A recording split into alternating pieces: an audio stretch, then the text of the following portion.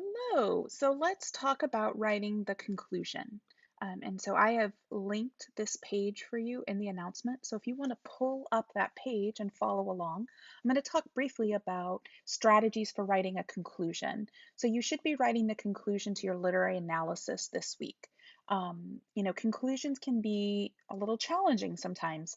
Oftentimes I've written a conclusion and it felt like pulling teeth a little bit just to get anything on paper, but a conclusion serves a really important rhetorical move.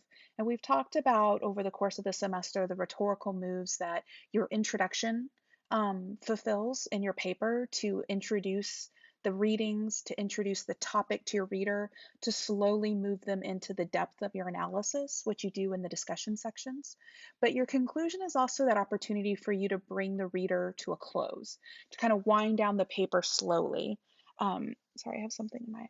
So, so there's some rhetorical moves that you can employ in your conclusion to help with that. I often use the analogy of driving to Houston. So the bigger the paper, the longer the drive. So if you're driving to downtown Dallas, for example, or if we're driving from Denton to Lancaster, that's not a very far trip. So we don't necessarily need, to pack a lot of provisions at the beginning. We're not going to really open it up on the highway, so to speak, through downtown Dallas. We don't need a lot of kind of winding down at the conclusion part when we pull into Lancaster, right on the south side of Dallas. But if we're making a longer trip, like if we're going to Houston, you can't just kind of jump in the car and go, right?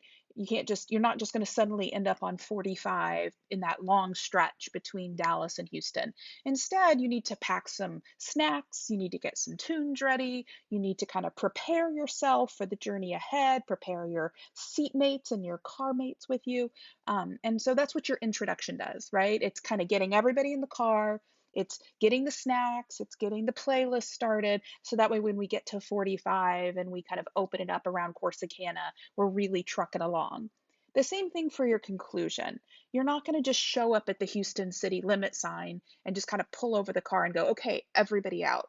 Your conclusion also needs to serve to wind down the conversation, to, pull off of the highway, to get onto the service road, to take your reader off to the side and slow down the car and then pull into the driveway. You don't want to just kind of stop your reader all of a sudden and go, okay, everybody out, right? Because then it's even a little jarring. And I've had that experience when I'm reading your papers where I'll be reading through it and I'll be like, whoa, wait, I didn't realize we were done. So you want to make sure you're bringing your reader to a close and slowing down the momentum. So there's some strategies that you can employ when writing your conclusion that can help with this. So, for example, you're pretty familiar, I would imagine, with the rhetorical strategy of summarizing the paper, right? Summarizing the thesis that you'd already just outlined. And that's an effective rhetorical strategy, especially if you're writing a longer paper. You've unpacked and analyzed a lot of arguments. You've done a lot of heavy lifting, so to speak, in the paper.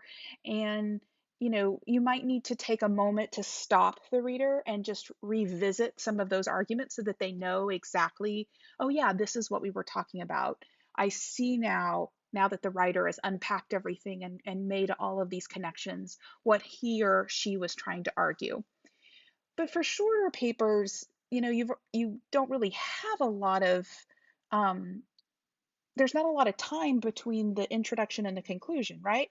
I mean, if you're restating your thesis, I was there probably about 5 minutes ago, so I really don't need quite a bit of summarizing. So maybe a sentence is pretty much all you need. But then if you're writing a conclusion that needs to both slow the reader down and you're not really summarizing, then what do, right? Then what do you write about?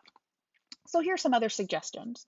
Think about identifying those arguments in your paper that you didn't discuss that your reader might go, but wait, what about, right? So think about that reader on your shoulder that's going, wait, but what about this idea? Or what about that idea? And you might say to your reader, I totally hear what you're saying, right? When I'm talking about Avatar, I could have talked about this point and this point and this point, and I didn't. So maybe further research should do that. Maybe you identify for your reader those areas that you didn't discuss in your paper that somebody else ought to pick up and work on. That you picked up the baton at the beginning of this paper and by the end of the paper, you're handing it off, right? Somebody else could do that. Um, you might also think about making projections or speculating where this conversation might go in the future. So, for example, um, if you think about our introduction, we talked a little bit in class about how your introduction might be identifying what has come in the past. Especially if you are talking about in your introduction a historical context. Here's what happened 100 years ago in relation to this topic. Your discussion sections are discussing here's what's going on now. Your conclusion might talk about where we should go in the future. So if we're talking about pandemics, or if we're talking about in contagion, or we're talking about environmental movements moving forward in the future, we're having this class now remotely online.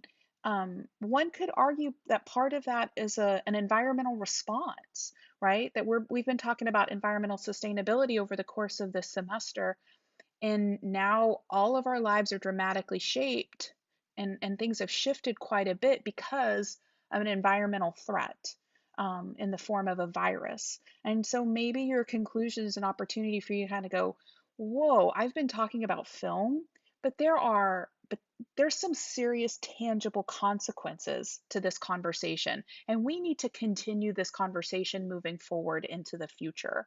And maybe that's where your conclusion goes. Maybe your conclusion comes back full circle to that reader on your shoulder that goes, you're just talking about Avatar. Who cares about The Martian? Um, Princess Mononoke is a cartoon, which my husband would say it's not a cartoon, it's anime. But think of your reader, that skeptic on your shoulder saying, "So what?" And your job and your conclusion is to go, "Wait a second.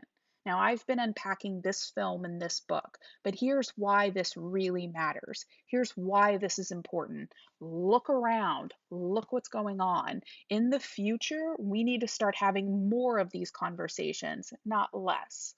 So that's a strategy that you can employ in your conclusion.